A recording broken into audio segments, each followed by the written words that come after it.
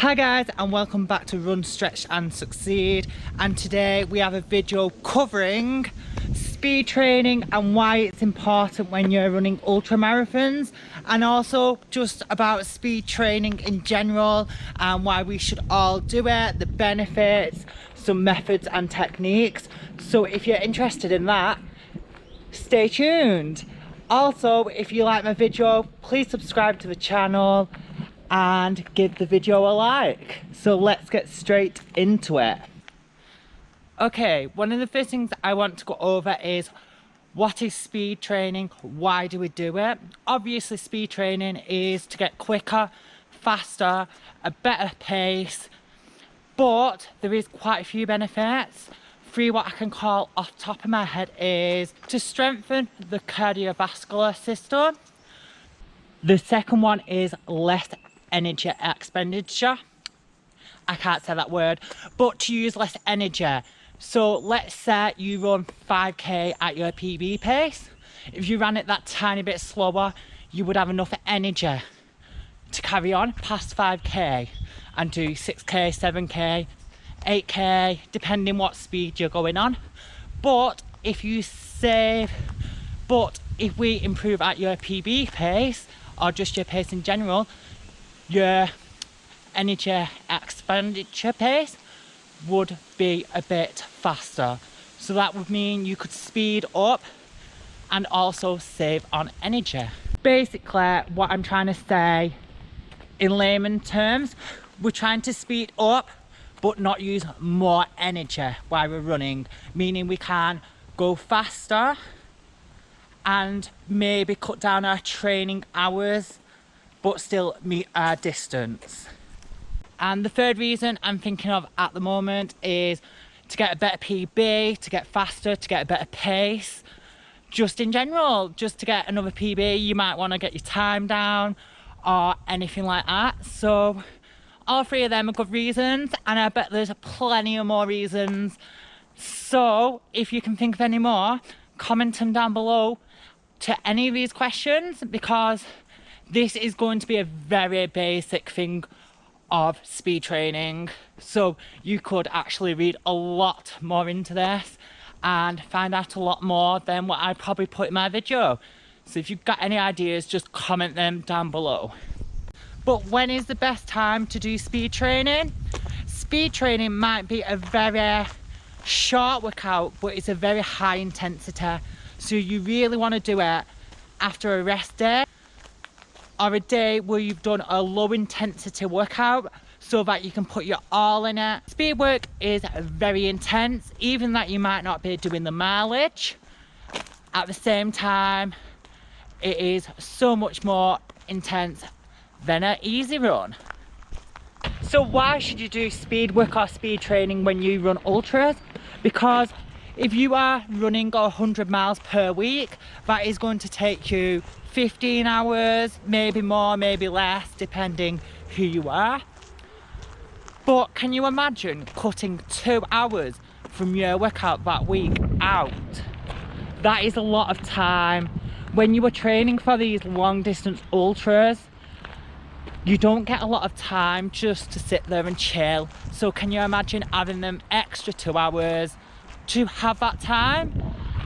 I really want that time, and that is the main reason I want to do speed work. Also, that extra energy on the day of the race, you will save from just be able to relax in a faster pace, or save that extra energy in that pace you usually would go. Like, it's such a bonus. When you're running an ultra, it is a lot easier to save energy than try to find it when you've used it, as we all know. So let's name some methods of speed training. So speed training is all about going hard for a certain time or distance. There's a bee. So speed training is all about going hard for a time or a distance, a walk or a gentle jog for recovery. So depending on your workout, you can have different times. At the moment, because I'm just getting into speed training properly, I am just doing 30 seconds on, 30 seconds off, because this is quite an intense workout for your body. So the first method I am going to name are strides. Stride is more working on good posture, a bit of an exaggerated running technique for a certain time or distance. So I'm doing 30 seconds on, and then you rest and recover, hoping that when you go out and do a race, some of that technique stays with you. And because it's staying with you, it will help you to keep good posture, a good running technique.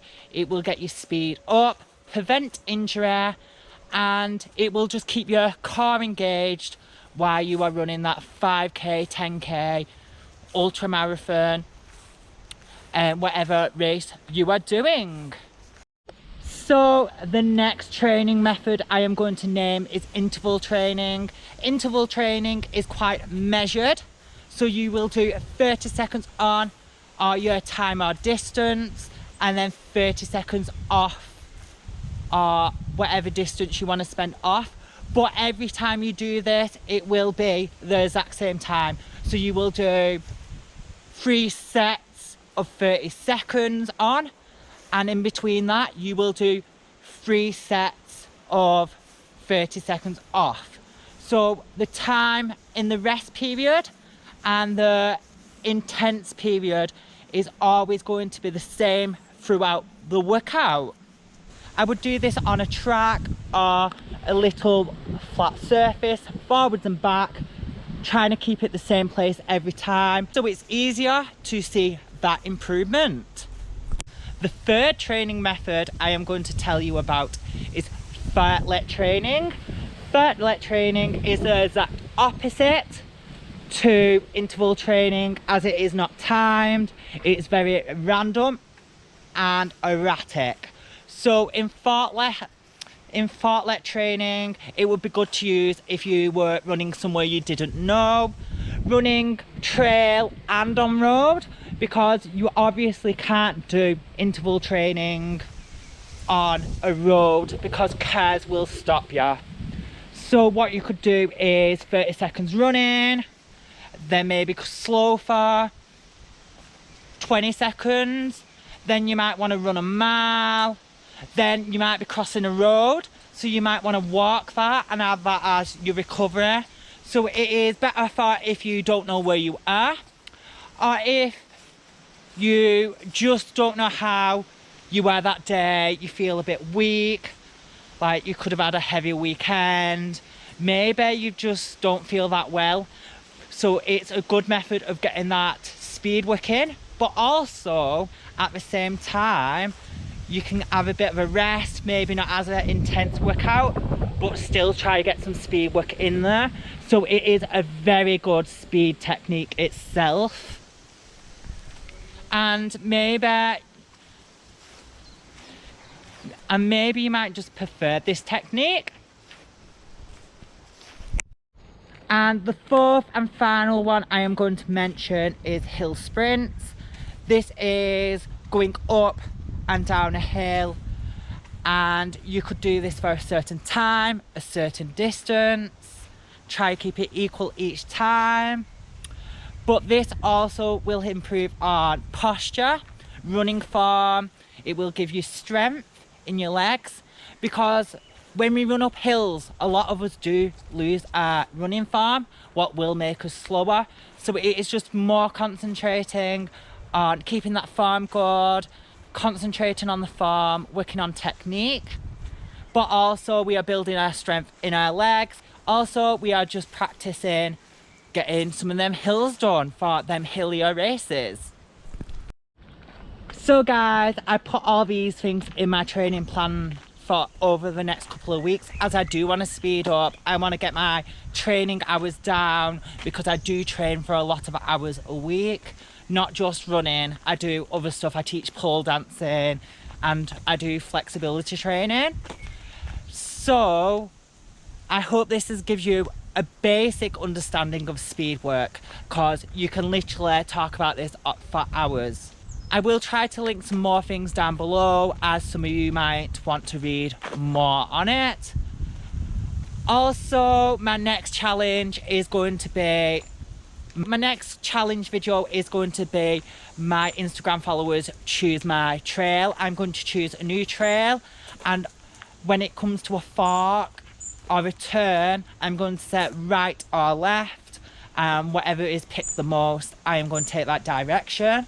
I am really looking forward to it because at the moment I'm really enjoying going new places and places I've never ran before. So if you do want to get involved in that, please follow me on Instagram. If you did enjoy the video, don't forget to subscribe to the channel, and I will see you next time.